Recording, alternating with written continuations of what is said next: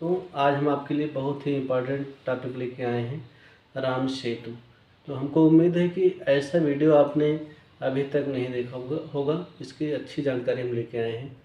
तो आगे बढ़ने से पहले हम चाहेंगे कि आप हमारे चैनल को सब्सक्राइब करें और शेयर करें, जिससे ज़्यादा से ज़्यादा लोगों को जानकारी मिल सके। तो सबसे पहले हम बात करते हैं राम सेतु।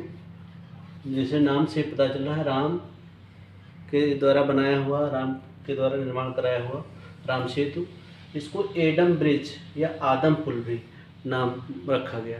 तो ऐसा क्यों हुआ, तो इसके बारे में जानते हैं कि एडम ब्रिज क्या है। एडम और आदम दोनों एक ही पर्यायवाची हैं, एडम और आदम। लेकिन ईसाई मान्यता के अनुसार उनके जो पहले पैगंबर इस्लाम धर्म के रहे हैं वो आदम रहे हैं, और ईसाइयों में जो पहले रहे हैं उनको कहा गया एडम। तो आदम और एडम एक ही इसकी स्पेलिंग है। तो आदम अस्सलाम ये पहले जो है इस्लाम धर्म के पैगंबर थे, तो इन्हीं के नाम पे रखा गया आदम पुल, क्योंकि ऐसी मान्यता है कि आदम पीक पर आदम अस्सलाम का स्वर्ग से वहाँ पर अवतरित हुए थे, और वहीं पर से जब उन्होंने भारत की ओर रुख किया तो इस पुल के द्वारा वो आए थे। तो इस बारे में अलबरनी 1030 इन्होंने तहकीकाते हिंद नामक किताब में इसका विवरण दिया है। तो इस तरह से जानकारी इस्लामी मान्यताओं में मिलती है, और इसी तरह से ईसाई मान्यता में भी इसको एडम ब्रिज नाम रख दिया गया। तो अंतर्राष्ट्रीय तौर पर इसको एडम ब्रिज के नाम से ही जाना जाता है।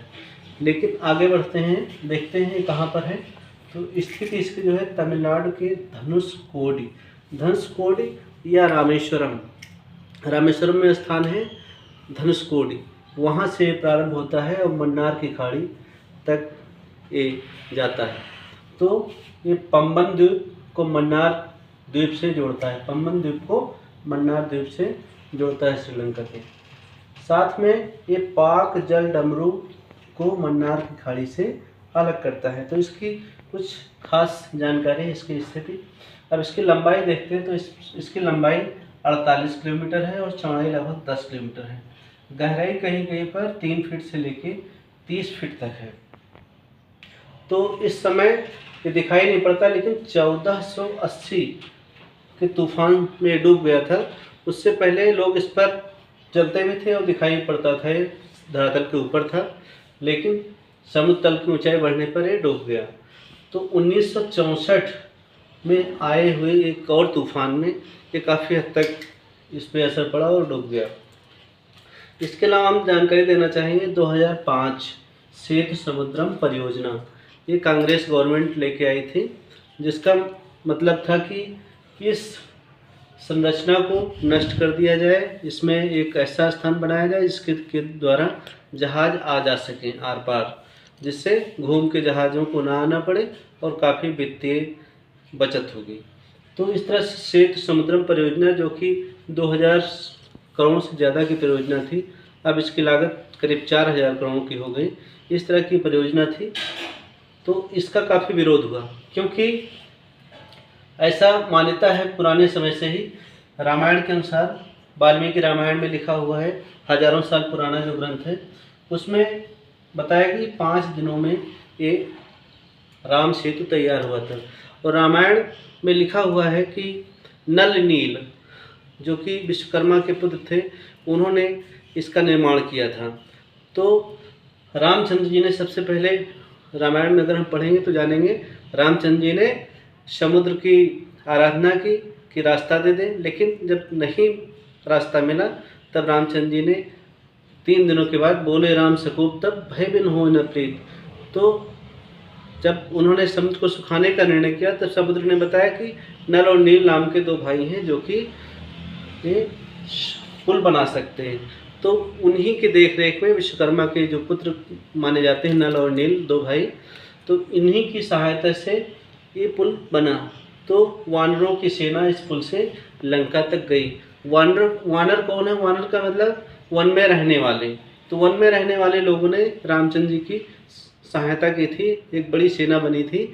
तो यही धनुषकोडी से करीब 1.5 किलोमीटर दूर पे गंधमादन पर्वत एक है, वहाँ से हनुमान जी, वहाँ से उन्होंने छलांग लगाई थी और जाके श्रीलंका में पहुँचे थे। तो जहाँ पर वो उन्होंने पैर रखा था वहाँ पर पैर का निशान बना हुआ है। उसी को मुस्लिम धर्म में या ईसाई धर्म में इसको एडम फुट कहा जाता है, जबकि जो इस्लामिक जो हिंदू मान्यता है, सनातन मान्यता है या श्रीलंका की मान्यता है, वहाँ पर इसको हनुमान जी का पैर माना जाता है। तो यह उसको एडम पीक कहा गया जहाँ पर इन्होंने पैर रखा। तो इस तरह से ये रामायण के अनुसार 5 दिनों में, मात्र 5 दिनों में ये बहुत ही लंबा पुल तैयार हुआ था। और इसमें जो पत्थर आए थे वो किष्किंधा कर्नाटक से आए थे। तो कैसा उस समय तकनीक रही होगी, कितनी ज़्यादा मेहनत से कितनी जल्दी काम हुआ होगा, आप अंदाज़ा लगा सकते हैं।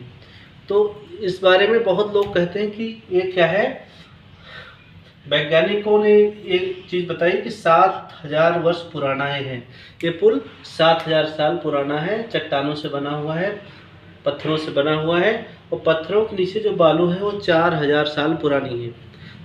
ऐसी जो है जानकारी मिली है। साथ में पत्थर जो इसके हैं प्यूमाइस स्टोन कहा जाता है, ज्वालामुखी पर्वत पत्थर हैं, ज्वालामुखियों से जो निकलते हैं।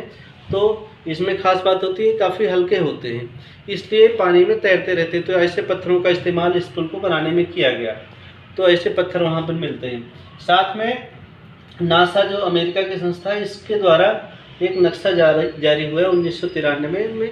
उसमें दिखाया गया कि ये पुल बाकायदा जो है अंतरिक्ष से दिखता है कि ये वास्तव में राम सेतु बना हुआ था।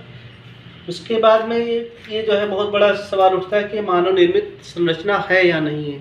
तो मानव निर्मित संरचना है, इसके पक्ष में सबसे बड़ा प्रमाण यही है कि इसकी जो आयु है चट्टानों की, पत्थरों की, 7000 साल पुराने पत्थर हैं। और इसके नीचे बालू तो बाद में आई है 4000 साल पुरानी। इससे सिद्ध होता है ये मानव निर्मित ही है। तो इस तरह से हम देखते हैं कि ये राम सेतु वास्तव में जो रामायण का काल था 7000 साल पहले माना जाता है कि रामचंद्र जी पृथ्वी पर अवतरित हुए थे। तो ऐसे में ये सिद्ध होता है कि राम सेतु वास्तव में रामचंद्र जी ने ही बनवाया था।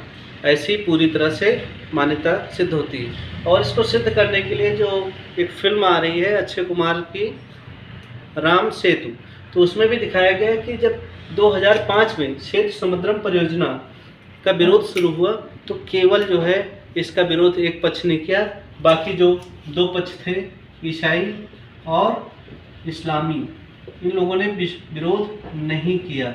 तो इस पे भी सवाल उठाए गए हैं। ऐसा सवाल उठाया गया क्योंकि ये हिंदू मान्यता से, हिंदू विश्वास से जुड़ी हुई बातें थी, जिसके पूरे प्रूफ थे, पूरा लिखा पढ़ी में था, वैसे ही पूरी तरह से सही है। तो इस तरह से क्योंकि पूरी तरह से मान्यता सही थी, इसका विरोध किया गया और इस परियोजना को ठंडे बस्ते में डाल दिया गया। तो इस तरह से एक पर्यटक स्थल के तौर पे धनुषकोडी माना गया है। तो आशा है आपको जानकारी पसंद आई होगी। हमारे वीडियो को लाइक करें, सब्सक्राइब करें और कमेंट करें जो भी आपको इसमें कोई अच्छी या बुरी चीज़ लगी हो। धन्यवाद।